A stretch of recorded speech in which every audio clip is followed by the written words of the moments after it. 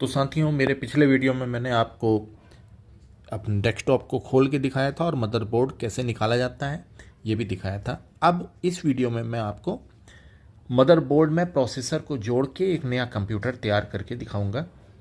तो उसके लिए मैंने कुछ सामान मंगाया है, तो आइए एक बारी एक नज़र देख लेते हैं। सबसे पहले मेरा यह है मदरबोर्ड G41।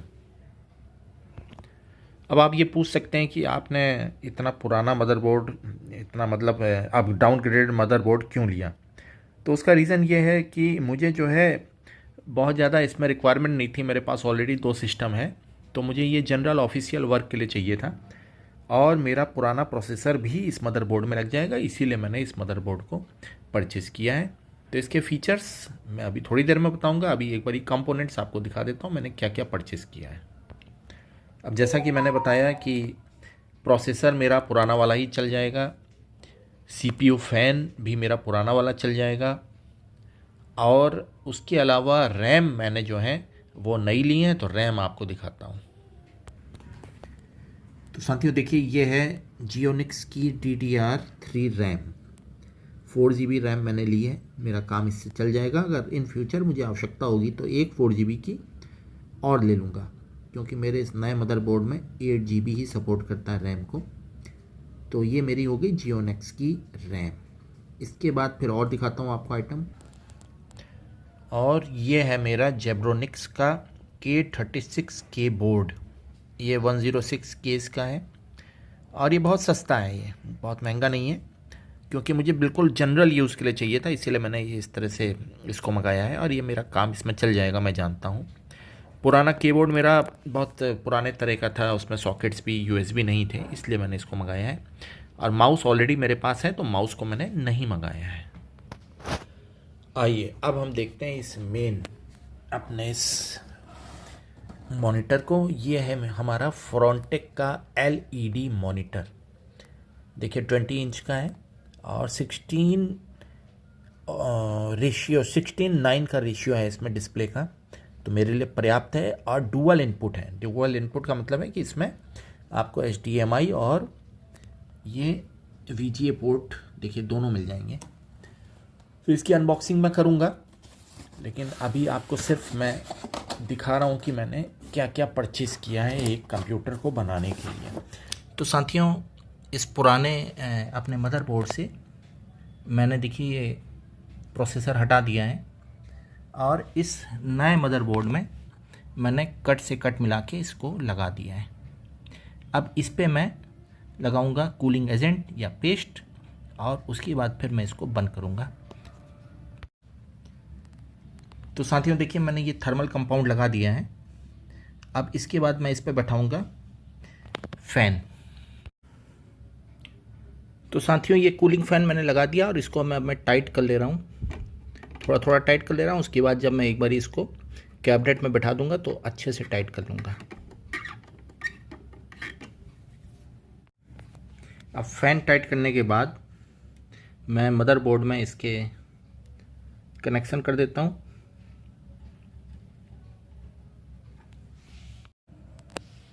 तो साथियों, मैंने जियोनिक्स की इस रैम को भी इसमें लगा दिया है स्लॉट पे।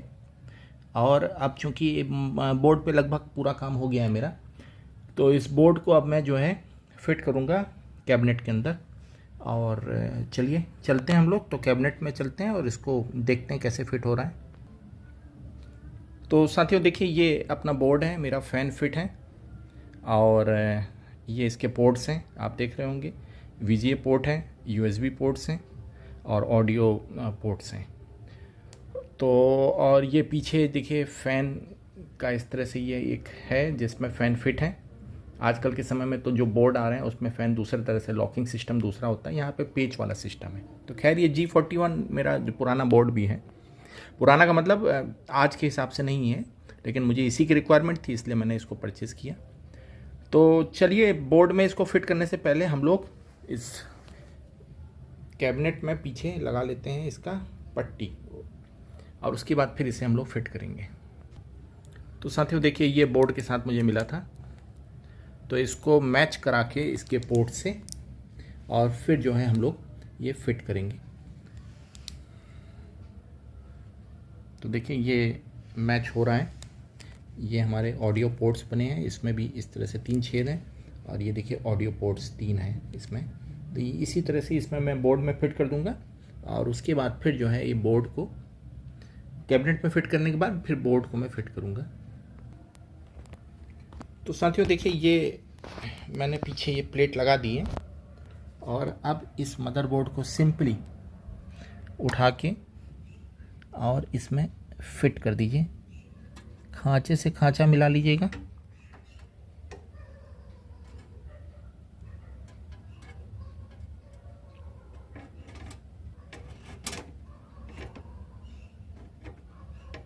बिल्कुल खांचे से खांचा मिलेगा। साइज यूनिवर्सल होता है, सारे ही मदरबोर्ड के लिए कैबिनेट के साइज सेम होते हैं। देखिए ये खांचे से खांचा मिला, पीछे से देखिए। अब इसको थोड़ा सा एडजस्टमेंट में करके और इस बोर्ड को इस कैबिनेट में टाइट कर दूंगा। तो ये मैं आपको दिखाता हूँ अभी टाइट करके। तो साथियों इस बोर्ड को मैंने जो है इस कैबिनेट में फिट कर दिया है और अब इसमें मैं लगाऊंगा SMPS और बाकी जो ये केबल्स हैं, वायर्स हैं, इसको जो है इस बोर्ड में फिट करूंगा। तो इस प्रोसीजर को भी मैं आपको दिखा रहा हूँ। तो साथियों देखिए ये SMPS ऐसे आप बैठा लेंगे कैबिनेट में और ये कोशिश करिए कि नहीं तो ये बैठेगा नहीं, कि देखिए ये सामने ये पेंच के छेद दिख रहे हैं ना आपको, ये SMPS ऐसे बैठाइए कि ये देखिए मैं आपको दिखा पा रहा हूँ, अगर कि छेद के ऊपर छेद आ जाए तभी पेंच उसमें टाइट हो पाएंगे। और इस तरह से 4 जगह पे आपको ये करना है। तो SMPS को एक बार देख लीजिएगा कि इसमें कनेक्टर्स आपको कैसे आपने लगाए हैं, ठीक लगाए हैं या नहीं। तो मैंने ये ठीक लगाया है। तो इसी तरह से आपको लगाना है और इसके बाद फिर पेच टाइट करके और फिर वायर का कनेक्शन हम लोग करेंगे। तो साथियों देखिए SMPS फिट हो चुका है। अब इसके बाद मैं इस केबल को लगाऊंगा कहाँ, इस पोर्ट पे।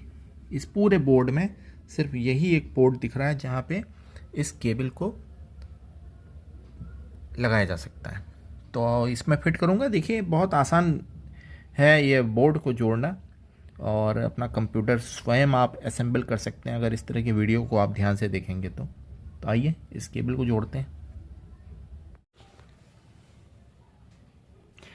तो साथियों अंदर की मैंने मेन वायरिंग कर दी है। SMPS से जो भी कनेक्शंस जा रहे थे, तो इसमें SMPS से मैंने 3 जगह करंट दिया है इसमें। एक तो आपको दिया है जैसे मदरबोर्ड में, जो कि मेन कनेक्शन है। देखिए ये इससे मदरबोर्ड में कनेक्शन किया जाता है। ये 2 वायर्स यहाँ पे हैं, एक ये है और एक बगल में ये है। इसके बाद फिर SMPS से आपको जो है एक कनेक्शन किया है मैंने इसमें अपने HDD में, हार्ड ड्राइव में, क्योंकि इसमें जो है आपका HDD नहीं है पुराना। मैं एक सिस्टम को थोड़ा सा रिन्यू करके बना रहा हूँ G41 मदरबोर्ड पे, तो मुझे इसमें रिक्वायरमेंट भी नहीं है HDD की। तो मेरा HDD से ही काम चल जाएगा। और अगला कनेक्शन मैंने किया है इस SMPS से अपने इस DVD राइटर पे। तो फिलहाल देखिए ये 2 साटा केबल मैंने अगल बगल कर दी, USB से जोड़ दिया यहाँ पे। और तो इसमें मेन कनेक्शन ये होगा। अब मैं कनेक्शन करूँगा फ्रंट पैनल के। तो देखिए ये फ्रंट पैनल के वायर्स हैं जिसका मैं कनेक्शन करूँगा और कनेक्शन करके फिर मैं आपको इसको दिखाता हूँ। तो साथियों अंदर की पूरी वायरिंग कंप्लीट हो चुकी है। मैं एक बार आपको समरी दे देता हूँ। देखिए यहाँ पे इस बोर्ड पे ये है फ्रंट पैनल कनेक्शंस, जिसमें मैंने अपने जितने भी फ्रंट पैनल के वायर्स हैं उसको जोड़ दिया है। ये फ्रंट पैनल की सिंपल पहचान है, उसमें लिखा रहता है। अगर आप उसको जूम करके कैमरे से देखेंगे तो उसमें आपको दिख जाएगा F पैनल या फ्रंट पैनल के नाम से। तो ये मैंने वायरिंग की है फ्रंट पैनल की। और इधर देखिए ये मैंने ये HDD की वायरिंग की है, जिसमें से एक केबल गई है अपने मदरबोर्ड में और एक केबल अपनी यहाँ से करंट लेगा SMPS से, ठीक है। और उसके बाद फिर जो है ये अपना ऑडियो की वायरिंग है, यहाँ पे गई है, इसमें लिखा है ऑडियो। और एक वायरिंग आपकी गई है ये USB का है, ये फ्रंट USB जो है उसका है, तो वो वायरिंग यहाँ पे गई है, इसमें USB लिखा हुआ है। तो कुल मिला के मेरी वायरिंग कंप्लीट है और अब मैं इसको टेस्टिंग करूँगा, इसको चलाऊँगा। तो साथियों, अपने कंप्यूटर को असेंबल करने के बाद अब लास्ट स्टेप है, इस फ्रंटेक एलईडी मॉनिटर को मैं पहले खोलूँगा, इसको पैकिंग इसकी हटाऊँगा, ठीक है। और उसके बाद फिर ये मॉनिटर को मैं अपने सीपीयू में जोड़ के और फिर आपको इसको चला के दिखाऊंगा। तो पहले हम लोग इसकी अनपैकिंग कर लेते हैं, इसको खोल लेते हैं अपने इस मॉनिटर को। तो साथियों, इसको हम लोग इस तरह से अनपैक कर रहे हैं, खोल रहे हैं। अब इसमें देखते हैं, इसको मंगाया मैंने कल था, लेकिन कल मैं जो है अपना चूँकि असेंबल कर रहा था अपना कंप्यूटर, तो आज अब इसकी रिक्वायरमेंट है, तो अब इसको मैं निकाल ले रहा हूँ। तो इसमें देखते हैं क्या क्या मिलता है। सबसे पहले तो साथियों देखिए, ये एक यूएसबी केबल, अच्छा ये 3 पिन केबल एक इसमें मिली है, और इसमें स्टैंड भी है शायद, देखता हूँ मैं। हाँ, ये स्टैंड भी है, देखिए ये इसका नीचे का हिस्सा है, इसको मैं एक किनारे रख देता हूँ और अपनी अब मेन स्क्रीन बॉडी को बाहर निकाल लेता हूँ। तो इसके लिए थोड़ा सा मुझे इसको ज़मीन पर रख के ही निकालना पड़ेगा, क्योंकि थोड़ा सा ये 20 इंच है, भारी है।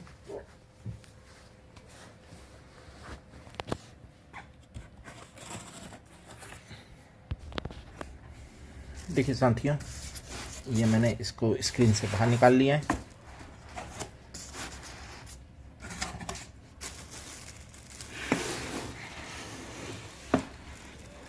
अब इसमें सबसे ऊपर रखी है ये एक यूज़र मैनुअल। तो आजकल इसकी बहुत ज़्यादा ज़रूरत नहीं होती है, क्योंकि सब कुछ ऑनलाइन अवेलेबल है। फिर भी इसको मैं रख लेता हूँ और पढ़ लूँगा समय मिलने पे। अब मैं स्क्रीन को इस गत्ते से हटा देता हूँ। ये मैंने स्क्रीन हटा दी, दोनों तरफ इसमें कवरिंग है सॉफ्ट, इसके सेफ्टी के लिए। तो इस कवरिंग को हटा के फिर आपको मैं स्क्रीन दिखाता हूँ। तो साथियों देखिए, ये 20 इंच की एक बड़ी स्क्रीन है, अब बेहतरीन स्क्रीन है। ये एक आईपीएस पैनल है और एलईडी मॉनिटर है आपका जो है, और अत्यंत कम रेट पे आज के, क्योंकि इसमें जो है रिपब्लिक डे सेल भी थी, तो उसमें मैंने ले लिया था। तो ये 20 इंच का एक अच्छा मॉनिटर मुझे मिल गया। इसका डिस्प्ले अगर मैं बात करूं तो 1600x900 डिस्प्ले है, और इनपुट में इसमें जो है HDMI और USB पोर्ट्स मुझे मिलेंगे। तो अब इसका एक बार बैक देख लेते हैं और उसके बाद फिर मैं स्टैंड में लगा के इसको चला के दिखाता हूँ। साथियों देखिए, ये इसका बैक का हिस्सा है, जिसमें एयरेशन के लिए, ये वेंटिलेशन के लिए काफ़ी अच्छा एक ग्रिल दी गई है, और नीचे ये स्टैंड के लिए एक सॉकेट दिया गया है। तो और पीछे की तरफ अगर हम लोग देखें तो इसमें देखिए, ये अगर मैं दिखा पा रहा हूँ, ये एक पोर्ट है, और यहाँ पे ये VGA पोर्ट है, और HDMI भी दिया गया है। तो चलिए ठीक है, अब इसको जो है अब मैं अपने न्यूली असेंबल्ड डेस्कटॉप के साथ जोड़ता हूँ, और उसके बाद फिर मैं आपको ये दिखाता हूँ। तो साथियों देखिए, ये तो स्टैंड मैंने जोड़ दिया है, इसमें ये एक हिस्सा था और इसका ये बेस था, तो इसको इसमें जोड़ा है मैंने, और एक इसमें अंदर लॉक सिस्टम है, तो ये लॉक हो गया है हमारा। अब इसके ऊपर मैं स्क्रीन को अपने खड़ा करके और आपको दिखाऊंगा। तो साथियों देखिए, ये इस तरह से मैं आपको दिखाता हूँ। देखिए, ये मैंने इस स्टैंड को इस स्क्रीन पे जोड़ दिया है। इसमें भी यहाँ पे एक लॉक सिस्टम है, और थोड़ा सा आप इसको एडजस्टमेंट करेंगे तो एक निश्चित जगह पे जाके वो लॉक हो जाता है। फिर देखिए, ये हिलता नहीं है, ये अपनी जगह पे लॉक हो गया। आप कितना खींच लीजिए, लॉक है वो। तो अब ये ठीक हो गया। अब इसको मैं जो है अपने CPU पे जोड़ता हूँ और फिर आपको दिखाता हूँ। तो साथियों देखिए, इसमें मैंने केबल जोड़ दी है, ये पावर केबल है इस स्क्रीन को पावर देने के लिए, और ये है आपका VGA केबल। क्योंकि HDMI पोर्ट मेरे उसमें नहीं है, जो मैंने मदरबोर्ड नया लिया है G41, तो इसलिए मुझे जो है VGA केबल से ही काम चलाना पड़ेगा। VGA पोर्ट उसमें है, तो अब इस VGA केबल को मैं उस पोर्ट में जोड़ के और उसके बाद फिर मैं आपको दिखाता हूँ। तो साथियों, इस तरह से मैंने अपने इस SCL के कैबिनेट में जिसमें मेरा जो है एक बहुत पुराना मदरबोर्ड पड़ा हुआ था, उसको मैंने G41 जो नया मदरबोर्ड मैंने लिया है उससे रिप्लेस किया, और मदरबोर्ड के साथ में मैंने रैम 4 GB की लगाई, और बाकी इसमें जो है अपना CPU, फ़ैन, प्रोसेसर और SMPS, ये सब पुराना वाला ही है। और बाकी इसमें कैबिनेट भी चूँकि मेरा बहुत अच्छी स्थिति में है, ये देखिए कैबिनेट, जबकि इसको 10-11 साल हो रहे हैं, तो कैबिनेट भी चेंज नहीं किया। तो इस तरह से अगर हम लोग देखें तो ये मेरा जो है करीबन 4,500-5 हज़ार में मेरा विद स्क्रीन मेरा कंप्यूटर तैयार हो गया। देखिए स्क्रीन में भी आ गया है। तो विद स्क्रीन 4,500-5 हज़ार में अगर आपका एक कंप्यूटर बन रहा है और आपका काम इससे चल जाता है, मतलब भर का, ये मेरे ऑफिशियल यूज़ का है, तो ये एक बहुत बेहतरीन सौदा होगा। तो साथियों, वीडियो कैसा लगा ये मुझे ज़रूर बताइएगा, और अगले वीडियो में मैं आपको इसी तरह से कुछ अच्छी और ज्ञानवर्धक चीज़ें प्रस्तुत करूँगा। तब तक के लिए आप सभी को मेरा नमस्कार। Thank you very much.